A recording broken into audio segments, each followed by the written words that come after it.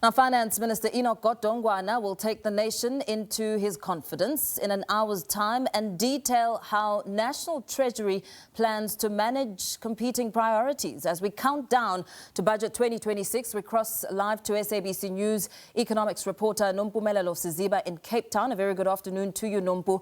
As we continue the build-up to the budget speech, taxpayers are fixated on potential rate increases. Socio-economic challenges coming under the spotlight as many South Africans in the streets of the country complain about the burden on households with the unemployment rate so high. It's a balancing act, isn't it, for the Finance Minister this afternoon? Yes, well, you said a whole lot there. Indeed, the expectations are very high. The National Treasury did say in the midterm budget policy statement of November last year that it expected economic growth to be around 1.5% this year. That is not really shooting the lights out, and especially because population growth is also quite high, and so it cancels it out, meaning that net really we're not growing that much. But there seems to be a bit more excitement and enthusiasm about the future. There are a number of things that are happening to make South Africa more attractive, which is important because we need investment. But that needs to be translated into job creation, as we know, because we have really bad socio-economic woes like high unemployment. We always talk about youth unemployment, but I did see on one of our shows people commenting that we have high unemployment even among those who are above 35 years old. These are people with households, people with children, people with expenses. So it's not to minimize youth unemployment, but at the end of the day, we need an economy where everyone is catching the breeze and managing to get a slice of the economy. And the minister needs to be able to address these particular issues. Now, one of the ways he will be addressing this is how he's going to raise taxes. The hope is that he's not going to go mad this year because reports have been coming through from experts that SARS has been reporting revenue overruns for several months now, and part of that has been the boon that we've seen in terms of the commodities prices, which filter through to higher profits and then better fiscal collections from corporates. So that's been quite positive. But of course, that alone is not sustainable. But to discuss what he expects in terms of taxation, I'm joined by Graham Molyneux. He's a tax partner at Forvis Mazars. Thank you so much for joining us, Graham. So I said a whole lot there, but perhaps we can just start with what your basic expectation is of the Finance Minister, given what you know in terms of the tax revenues that have been coming in, and the challenges that we have on the ground in terms of the high cost of living, even though we keep on hearing that inflation is lower.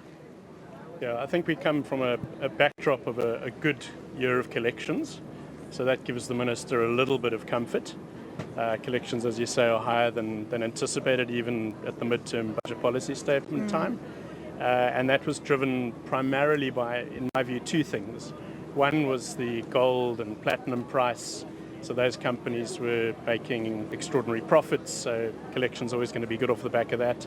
But I think also because of the enforcement of Edward Kisvete and his team at SARS, we've seen, in the background, in our day jobs, an enormous amount of enforcement happening, a lot of clients coming under pressure, maybe more so than in prior years, lifestyle audits, talks of taxing things like online gambling. That there's a discussion paper out on that at the moment, so that's very likely to happen.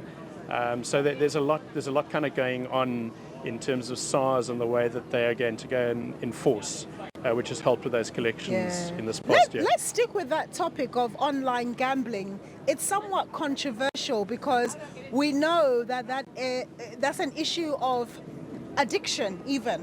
Some people are addicted to gambling, and therefore if you tax it, you're not necessarily going to dissuade people from continuing, because sometimes tax serves as a deterrent, right? Correct. it can be a deterrent, or it can stimulate something. It depends what you're trying to use it for. And I think with a gambling tax, like maybe looking at something like the sugar tax, you're trying to deter people, but you're also trying to raise revenue. So it's this very fine balance. Yeah. Interestingly, with the gambling tax, it's going to be a tax on the corporations themselves and not necessarily on the punter, as I understand it. So that'll obviously get passed on to the punter. It kind of inevitably has to. Yeah. But you're right, in terms of, everywhere you look, there are adverts for online gaming. It's become, in the last 12 months, it's just proliferated, hasn't it? Yes. So they need to, I suppose, tap into that from a revenue perspective, but also, maybe it's a different question, but around moderating and building guardrails for people. Yeah. What about the RAF? We haven't seen an increase for them, but they're really in financial dire straits.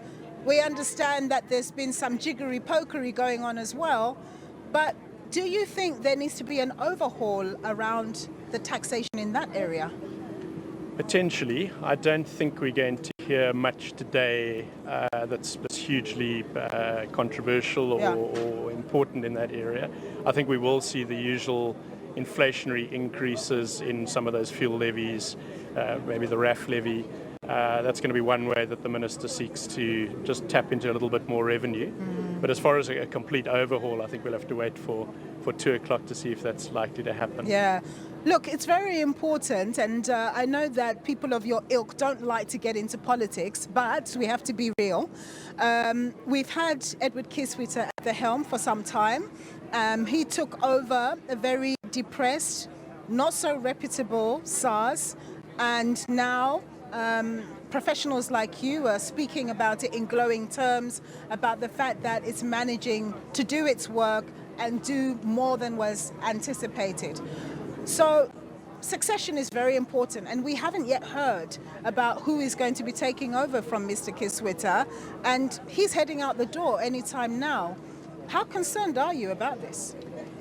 I think he's left a very stable and sustainable legacy. So one thing he has managed to do, to his credit, is really turn SARS around. I mean, it was really in the doldrums when he came in, and I think now it's again a shining light in terms of government institutions.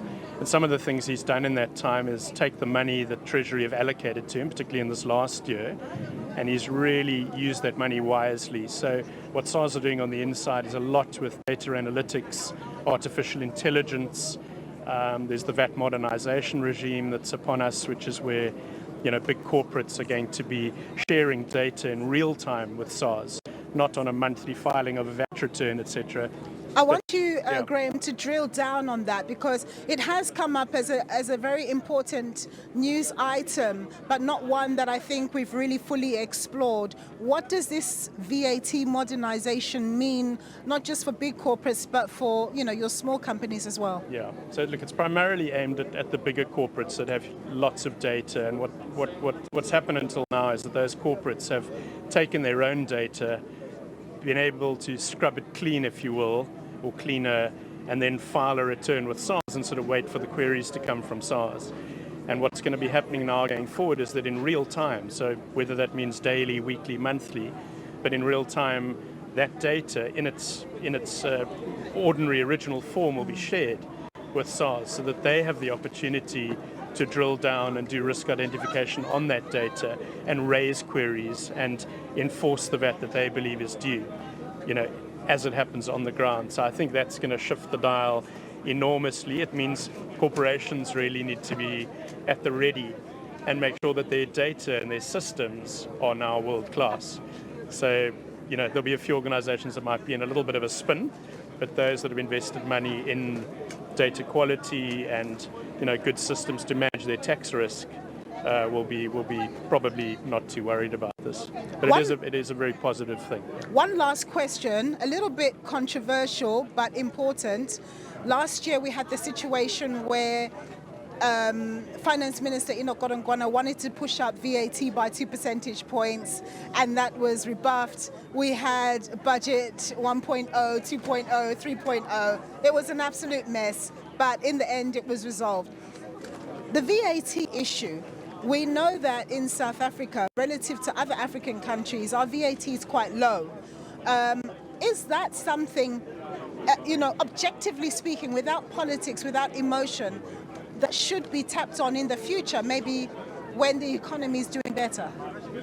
That's a great question and quite a loaded question because, yes, in a perfectly theoretical world, VAT is probably one of the simplest taxes to administer, firstly, and it's far-reaching. So it's the sort of thing where you put the rate up, it garners a lot of revenue, and it's on every, almost every sort of transaction because it's based on consumption, with some exceptions.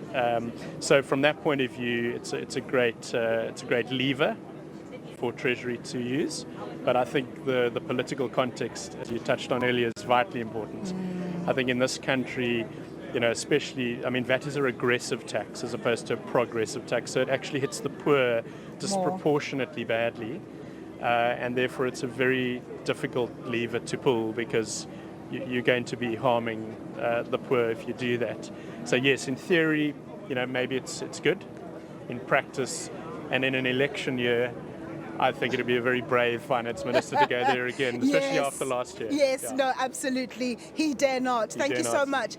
Graham Molyneux, he's a tax partner at Forvis Mazars, saying that it's very important that as the finance minister makes his decisions, he's acutely aware of the political situation. Economics and politics are very intertwined. You cannot take one away from the other.